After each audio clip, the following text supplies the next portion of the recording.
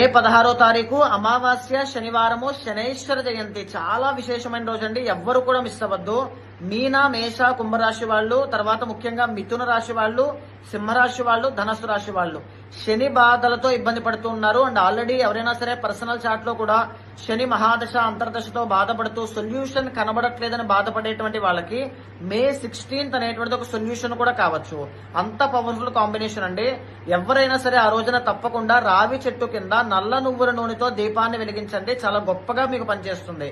ఇదే కాకుండా ఆ రోజున శనికి జపము చేయించి హోమం చేయించడం కానీ, కాళీమాత యొక్క ఆరాధన కానీ, కాళీమాతకి సంబంధించిన హోమం చేయడం వల్ల కానీ చాలా గొప్ప ఫలితాలు ఉంటాయండి.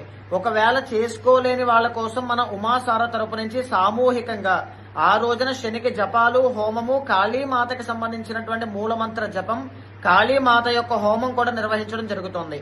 ప్రతి ఒక్కరూ కూడా ప్రాబ్లమ్స్ ఎక్కువ ఉన్నాయని ఫీల్ అయ్యేటువంటి మీకు తెలిసిన వాళ్ళందరికీ కూడా ఈ విషయాన్ని తెలపండి.